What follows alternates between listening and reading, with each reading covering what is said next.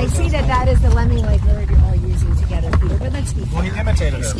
Excuse me. The woman has been accommodated by all of us, including the Senate Judiciary Committee. It sounds like her own attorneys did not give her the option of testifying privately under oath in California. That would have been a more discreet thing for her to do. And they either didn't tell her that or she lied under oath. But, excuse me, she's been treated like a Faberge egg by all of us, beginning with me and the president. She's pointing out factual inconsistencies. Do you have corroboration for her claims? Have you found, excuse me, can you fill in her memory gaps or her factual inconsistencies? That is part of the evidence gathering process in any hunt for truth. And those who pretend that they're searching for truth are already voting against it. Jeff Flake called it appalling. Jeff Flake called it appalling. The FBI from talking to Ms. Ford. Absolutely. Has she lost all credibility? But in terms of the background check, the supplemental background check, would they approve her as a witness? Not a background check. It's a supplemental background check.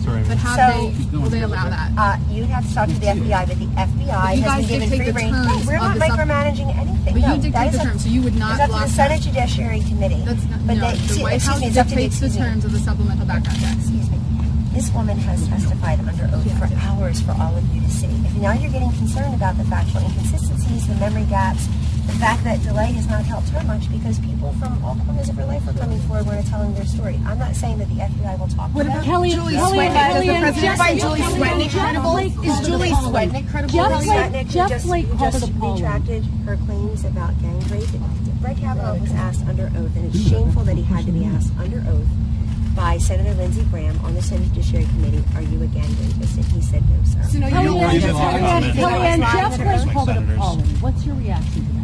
My reaction is that you have to take the fullness of everything that the White House, Senate Judiciary Committee, and everyone has done for 17 days and counting to accommodate Dr.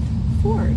She got to testify under oath on her terms 10 days after Brett Kavanaugh was ready to testify. He wasn't trying to get his story ready. He was ready to go within 24 hours of hearing her identity, within about 12 hours of learning her identity, I believe. He was ready to raise his right hand. So the accommodations have been for her. And you wouldn't be mad at someone, and if I were Dr. Ford, I would think it was an unpardonable sin, truly unforgivable conduct for Senator Feinstein to be sitting on this, for the Democrats to have dined her, to have smoked out her identity. She wanted to remain anonymous. They've made her a household name. People recognize her now. It's not fair to her. It's not fair to Judge Kavanaugh. Have a vote on the man.